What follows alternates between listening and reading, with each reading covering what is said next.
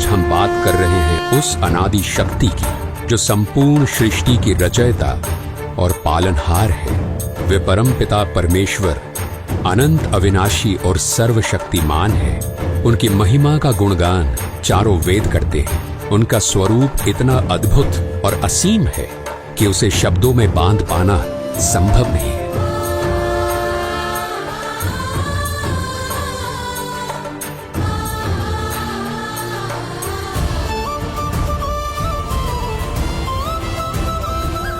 वो कबीर परमेश्वर ही है जिन्होंने अपने एक वचन मात्र से इस संसार की रचना की। उन्होंने समस्त जीवों को और इस संपूर्ण ब्रह्मांड को उत्पन्न किया।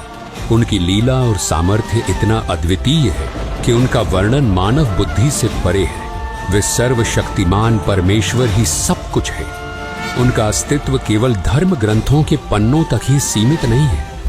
वो सर्वशक्तिमान परमेश्वर जो अनादि और अविनाशी है, वो स्वयं इस धरती पर प्रकट होकर अपनी दिव्य शक्ति और सामर्थ्य का एहसास कराते हैं। उनकी अद्भुत लीलाओं को जानकर हर हृदय श्रद्धा से भर जाता है और हर मस्तक उनका सजदा करता है। उनकी लीला इतनी चमत्कारी और प्रभावशाली होती है कि वो युगों युगों तक मानव जाति के हृदय और इतिहास में अपनी गहरी छाप छोड़ जाती है।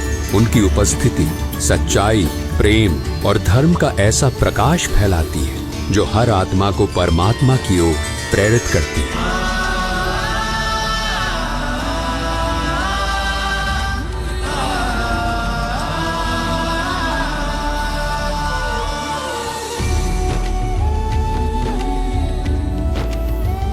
ऐसी ही एक अद्वितीय लीला घटी थी आज से 507 वर्ष पहले, जब मोक्ष की नगरी के नाम से प्रसिद्ध काशी में अंधविश्वास और पाखंड अपनी चरम सीमा पर था। धर्म और अधर्म के बीच की रेखा मिटती जा रही थी क्योंकि कुछ स्वार्थी ब्राह्मणों के लालच ने धर्म को अपने फायदे का जरिया बना लिया था। आस्था और विश्वास को इस हद तक तार तार किया जा रहा था कि काशी के कुछ स्वार्थी पंडे हत्यारे हो चुके थे। काशी और उसके आसपास के क्षेत्रों में ये अफवाह फैलाई जा रही थी कि जो काशी में मरेगा वो स्वर्ग जाएगा और जो मगहर में मरेगा वो नर्क जाएगा। इस प्रकार जनता को धर्म के नाम पर भ्रमित कर उनकी भावनाओं, आस्था और विश्वास का शोषण किया जा रहा था। काशी के पंडे मानो स्वर्ग की टिकट बांटने वाले दलाल बन गए थे। श्रद्धालु जो अपनी आस्था और मोक्ष की चाह से वहां आते थे, वे इन पंडों के सामने फरियादी बनकर खड़े होते और प्रार्थना करते थे, हे महाराज, पहले हमारे पिता की गर्दन काट दिए ना। सोचिए वो मंजर कितना भयानक और अमानवीय होगा। धर्म की पतवार को थामे हुए इन स्वार्थी ब्राह्मणों ने धर्म का मार्ग त्याग कर अधर्म के इस घिनौने कृत्य को कैसे स्वीकार कर लिया होगा। जो धर्म, सत्य, करुणा और अहिंसा का प्रतीक है, उसे उन लालची पंडों ने लोभ और क्रूरता की भेंट चढ़ा दी। ये दृश्य केवल मानवता का अपमान नहीं था, बल्कि धर्म और विश्वास के नाम पर किए गए सबसे बड़े छल का प्रतीक था। ये 15वीं सदी का दौर था। कबीर परमेश्वर जी भक्ति युग की मशाल जला चुके थे और उनका उद्देश्य था पाखंड और अंधविश्वास की जड़ें उखाड़ फेंकना। उनकी शिक्षाओं और उनके अद्वितीय आध्यात्मिक ज्ञान ने आदि सनातनी भक्ति को फिर प्रकाशित करते हुए उस काल के पाखंड रूपी तंबू में आखिरी कील ठोक दी थी। इस समय स्वर्ग प्राप्ति की झूठी आस में हजारों बुजुर्ग दंपत्ति अपनी अंतिम श्वास लेने के लिए आने लगे। काशी के लालची पंडों ने इस स्थिति का फायदा उठाते हुए उन बुजुर्गों की सेवा और देखभाल के नाम पर उनके बच्चों से भारी धनराशि वसूल करनी शुरू कर दी। श्रद्धालु अपनी आस्था और माता पिता की स्वर्ग प्राप्ति की लालसा में इन लालची पंडितों को मनमानी रकम देते गए। ये पूरी व्यवस्था धर्म के नाम पर फैले एक बड़े छल और स्वार्थ की प्रतीक बन चुकी थी, जिसे कबीर परमेश्वर जी ने चुनौती देने का साहस दिखाया। कुछ समय बाद जब काशी के पंडित इतने बुजुर्गों की सेवा और देखभाल करने में असमर्थ हो गए, तो उन्होंने अपने स्वार्थ और लालच को पूरा करने के लिए एक नया षड्यंत्र रचा। पाखंडी पंडितों ने ये अफवाह फैलानी शुरू कर दी कि गंगा नदी के किनारे भगवान का एक करोत आता है। उन्होंने ये दावा किया कि यदि कोई श्रद्धालु इस करोत के नीचे लेट जाए तो वो सीधे स्वर्ग जाएगा। इस करोत के नीचे लेटने की प्रक्रिया के लिए ये पंडित स्वर्ग जाने की फीस वसूलने लगे। ये भ्रामक धारणा और पाखंड इतनी तेजी से फैलने लगा कि भले भले श्रद्धालु जल्दी स्वर्ग प्राप्ति की लालसा में अपने गले कटवाने तक तैयार हो गए। और जब इस पाखंड ने अपनी सीमाएं लांघ दी, तब कबीर परमेश्वर जी ने इसे चुनौती दी। कबीर परमेश्वर जी ने अंधविश्वास और पाखंड की जड़ें हिलाने के लिए एक ऐतिहासिक और साहसी निर्णय लिया। उन्होंने ऐलान किया कि वे काशी में नहीं बल्कि मगहर में अपने शरीर का त्याग करेंगे और स्वर्ग से भी ऊपर सतलोक को सहज शरीर जाएंगे। इस घोषणा से काशी के पंडितों और स्वार्थी लोगों में खलबली मच गई। निर्धारित समय पर कबीर परमेश्वर जी ने मगहर की ओर प्रस्थान किया।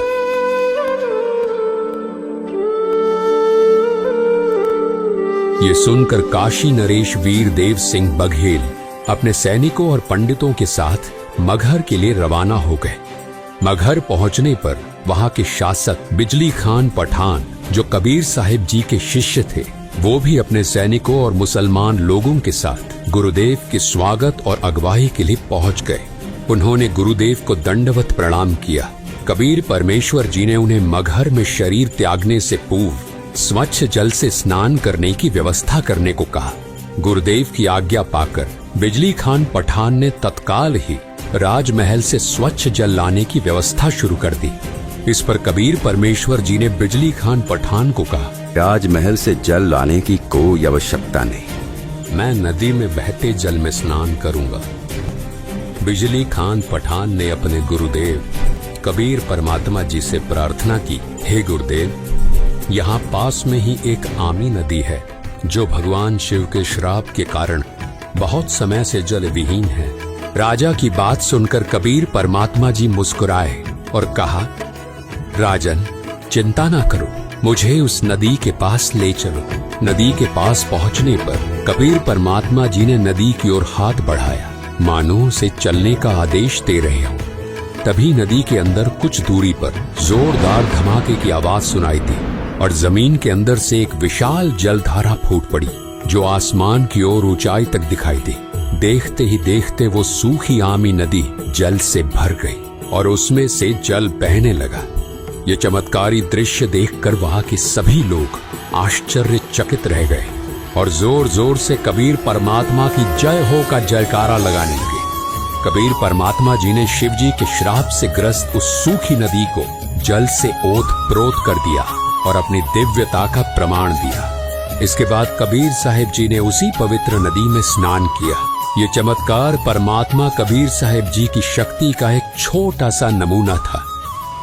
कबीर परमात्मा के शरीर त्यागने से पहले ही दोनों राजा काशी नरेश वीर देव सिंह बघेल और मगहर नरेश बिजली खान पठान अपने अपने मन में विचार करने लगे। काशी नरेश वीर देव सिंह बघेल सोच रहे थे कि कबीर साहिब का अंतिम संस्कार हम हिंदू रीति रिवाजों से करेंगे, मुसलमान रीति रिवाजों से हम उन्हें दफनाने नहीं देंगे। दूसरी ओर मगहर नरेश बिजली खान पठान अपने मन में विचार कर रहे थे कि हम कबीर परमेश्वर जी का अंतिम संस्कार मुस्लिम परंपराओं के अनुसार करेंगे, यानी उन्हें कब्र में दफनाएंगे। इन काफिर हिंदुओं को उनके अंतिम संस्कार के रीति रिवाज नहीं निभाने देंगे। दोनों राजाओं के मन में ये अंतर्द्वंद्व चल रहा था और वे अपनी अपनी परंपराओं के अनुसार कबीर साहिब जी के अंतिम संस्कार को संपन्न करने के लिए दृढ़ थे। ये स्थिति उस समय की धार्मिक कट्टरता और वैचारिक संघर्ष को दर्शाती थी, जिसे कबीर साहिब जी ने अपने पूरे जीवन में तोड़ने का प्रयास किया था। परंतु कबीर परमात्मा की लीला इससे भी ऊपर थी और उनकी दिव्यता ने इस विवाद को भी एक चमत्कारी मोड़ दिया। दोनों सेनाओं को आमने सामने खड़ा देख कबीर परमात्मा जी ने स्थिति को समझते हुए दोनों राजाओं से प्रश्न किया, राजन, ये कैसा दृश्य है? तुम दोनों के बीच ये युद्ध जैसी स्थिति क्यों उत्पन्न हो रही है? परंतु वे दोनों राजा वीर देव सिंह बघेल और बिजली खान पठान अपने गुरुदेव के सामने सिर झुकाकर खड़े रहे और कुछ नहीं बोले। जब काफी समय बीत गया और किसी ने कुछ नहीं कहा, तब पास खड़े एक मुसलमान सैनिक ने आगे बढ़कर कहा कि हे कबीर जी, हम आपका अंतिम संस्कार मुस्लिम रीति रिवाज से करेंगे। इन काफिर हिंदुओं को आपकी देह को हाथ लगाने नहीं देंगे। ये बात सुनकर एक हिंदू सैनिक भी आगे आया और कबीर परमात्मा जी से प्रार्थना करते हुए बोला, हे गुरुदेव, हम आपका अंतिम संस्कार हिंदू रीति रिवाज से करेंगे। इन मुसलमानों को आपके देह का अंतिम संस्कार उनके तरीके से नहीं करने देंगे। कबीर परमात्मा ने शांत और गंभीर स्वर में दोनों राजाओं और उनकी सेनाओं को संबोधित किया। उन्होंने कहा, तुम सब एक ही परमात्मा की संतान हो। धर्म, जाति और परंपराओं के नाम पर लड़ाई करना व्यर्थ है। हिंदू और मुस्लिम दोनों को एक साथ मिलजुल कर प्रेम और भाईचारे के साथ रहना चाहिए। यही सच्चा धर्म है।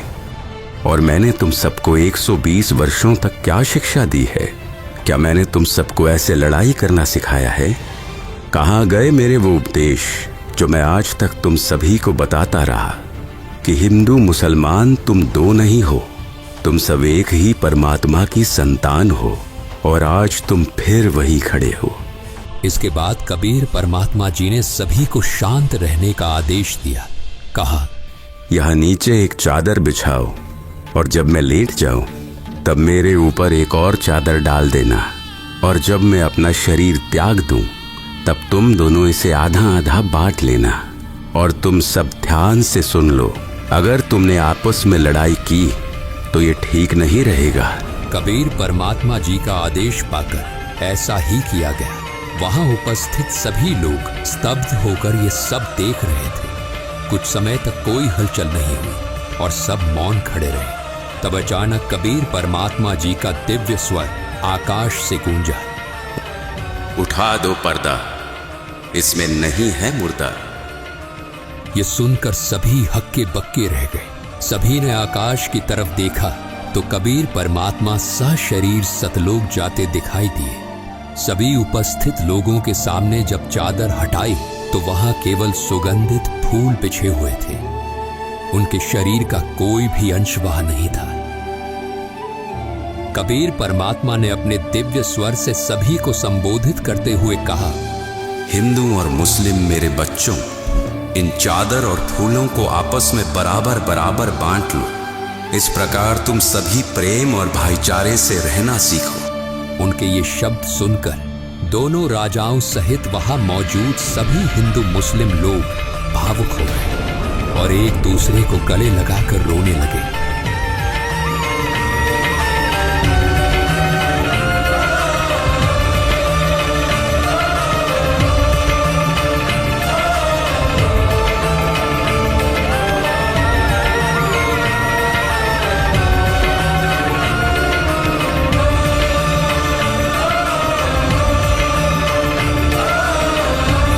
इसके बाद कबीर परमात्मा ने काशी के पंडितों को संबोधित करते हुए कहा, पंडितों, आज मैं मगहर से सहशरीर अपने धाम सतलोक जा रहा हूँ। तुम सब अपनी पोथियों और वेदों को खोलकर देख लो। मैं वही परमात्मा हूँ जो स्वर्ग से भी ऊपर सतलोक में रहता हूँ। उनकी वाणी सुनकर सभी लोग स्तब्ध रह गए। कबीर परमात्मा ने अपने सतलोक गमन से ये संदेश दिया कि परमात्मा की सद्भक्ति करने वाला साधक, चाहे कोई मगहर में अपना शरीर त्यागे या काशी में सच्ची भक्ति करने वाला, अपने उद्देश्य लोक को ही प्राप्त करता है। काशी में मरने वाला स्वर्ग और मगहर में मरने वाला नर्क जाएगा। इस भ्रांति को उन्होंने सदा के लिए मिटा दिया। कबीर परमात्मा ने अपने दिव्य चमत्कार और सद्भक्ति के उपदेशों के माध्यम से लोगों को धर्म और सच्चाई का मार्ग दिखाया। उनके इस अद्वितीय संदेश ने सभी लोगों को अपने वास्तविक स्वरूप और परमात्मा की भक्ति का महत्व समझाया। दर्शकों, आज उस पवित्र दिन को उन्हीं के स्वरूप बंधी छोड़ सद्गुरु रामपाल जी महाराज जी के सानिध्य में कबीर परमेश्वर जी के निर्वाण दिवस के रूप में मनाया जा रहा है। धन्यवाद।